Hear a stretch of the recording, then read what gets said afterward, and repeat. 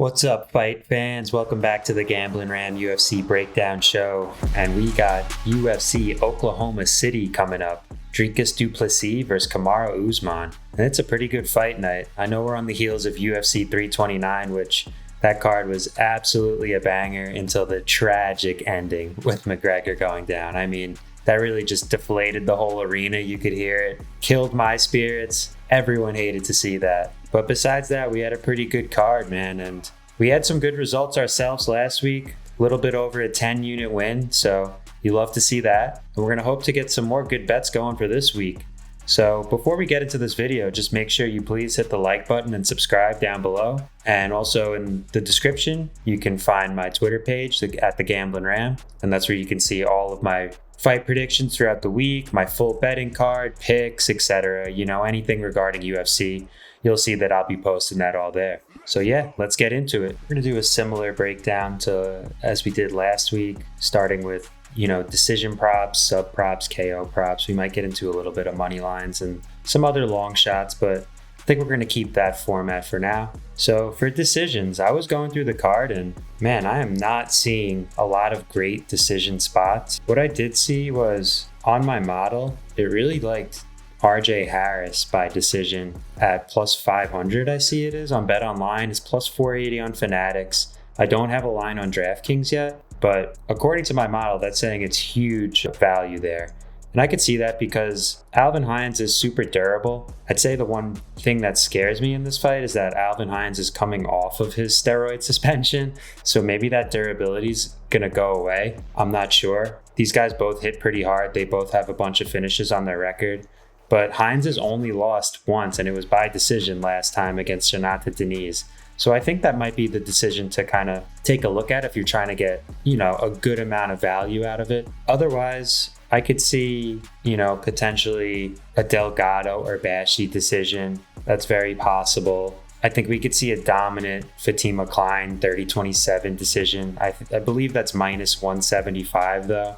And I'm going to get back to Klein because I think I like her for other things. Yeah, some people might like CLD. I would just go with the big time RJ Harris plus 500 odds. Just scroll through this card. It looks like a lot of violence in these fights based on the matchups. They're trying to set up one of those nights, which means there'll probably be a million decisions and this will be all wrong, but we're going to hope it's not. So for the submission, there's a couple of ones. I know Alberto Montez is going to be popular for sure. But for me, I was looking at John Paul Labozniani because he's plus 800 to win by submission. And lately, Ko has been wrestling a lot more.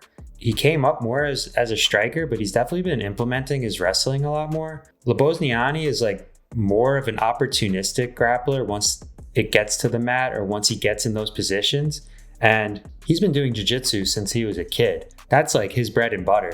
I think if Ko finds his way into that jiu-jitsu world, it could get ugly for him. At the plus 800 price tag, I think that's a good submission to sprinkle on. Another one that I find good is going to be Austin Bashi to sub Jose Delgado.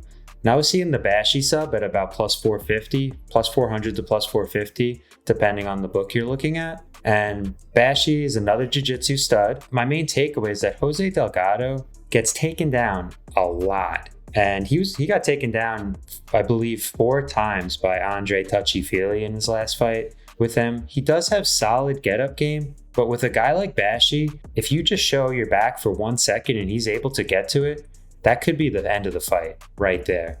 So for the odds again, Austin Bashi looks like a good one to me. And of course, for a safer one, you can go with Chase Hooper. It's about plus 150 to sub Mitch Ramirez. I don't think Ramirez has any sub losses, but he's been in a lot of terrible positions. Personally, I won't be betting too much on Chase Hooper. He might be in long shot parlays. His sub will be in long shot parlays for me.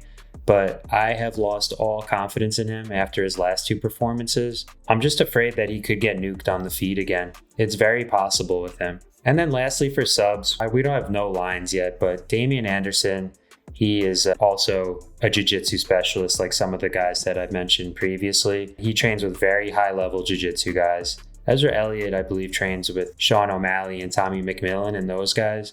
So that should be a really good addition to the card as likely the opening fight. So we'll keep an eye out for lines on that. There is none. The KO I liked, it was CLD. I think Jared Cannonier being 42 years old, it's probably time. That durability has been waning. He's been knocked down a bunch in his last few fights. And at 42, if you're suffering knockdowns, in multiple fights across a couple of years, it's a ticking time bomb. And CLD is extremely athletic. He's entering his prime.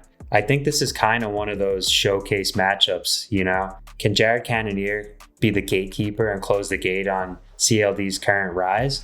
Or is CLD just going to put him out with something pretty incredible? And I'm leaning towards that. I like CLD by knockout in that one. I believe it's plus 200 I saw on Fanatics. That's probably the best price I've seen so far. Yeah, another long shot thing though I was looking into. This is why I didn't pick the Klein minus 175 decision as my favorite, because I like her round 2 and round 3 finish props. So neither KO or sub, you get both. Round 2 I saw plus 950 on Fanatics, and round 3 on Fanatics and DraftKings is both plus 1200. So I think those are a worthwhile sprinkle. Tabitha Ricci, I think she's kind of topped out in this division at strawweight. She's really small for the division. Yes, she's strong. She carries a lot of muscle, but she's definitely someone who would probably benefit from there being an atomweight division. She's just, 5'1", 61-inch reach. She's just very small. And Fatima Klein is probably one of the best prospects in strawweight division right now. I could see her finding her way to some sort of TKO in round 2 or 3, some sort of club and sub. I think at the very least, there will be threatening chances. So for the odds, I really like a sprinkle on that. Lastly, I'll just go through this main event, Dricus Du Plessis and Kamaru Usman, which I think is going to be a really competitive bout. Honestly, with Usman being 39 years old, that's the only thing that's making me not pick him outright. Du Plessis has shown that with, strong top control wrestlers, he has a lot of problems. That it happened to him with Derek Brunson, I believe, in the first round. Like, Derek Brunson was just like absolutely ragdolling him. But, he came back like he does a lot. He's got the goofy strength and his athleticism is pretty incredible. It's not always pretty, but he does find ways to get it done. And that's probably my main fear here. Dricus Du Plessis, round 3, round 4, round 5, some sort of finish, probably a KO. But I think Usman is really going to be able to control the pace and wrestle him early, probably work the jab. It's just like I said, this line opened up at plus 225. I looked at it, I almost bet it, and now it's getting bet down. I see it at like plus 185. It's starting to get it to that range where I'm not interested anymore. And then I was going to think about the Usman decision as well, which is in the plus 400s, I believe. But yeah, at this point, I don't know. If Usman goes back above plus 200, I'm going to consider it. My pick would be Du Plessis, but I would probably, if it goes back over plus 200, I would maybe lean towards Usman. It's really just the age that's scaring me away. His skills are great still. He had a really good fight with Maiev. Very competitive. If that was more than a 3-round fight, could have gone a little differently. We could be in a complete different universe at this point. The timeline would have been shooken up if that's what happened. Du Plessis, though, super athletic. If he's able to just get up and keep the pace on this fight, I feel like he'll find his way to a late finish or a decision. But yeah, that's the breakdown for this card. It's now up to 12 fights, but I kind of like that they're not forcing it to be like a 14-fight night, even though I love those, as a true fan. But they didn't go crazy in trying to replace all the canceled bouts and all the changes.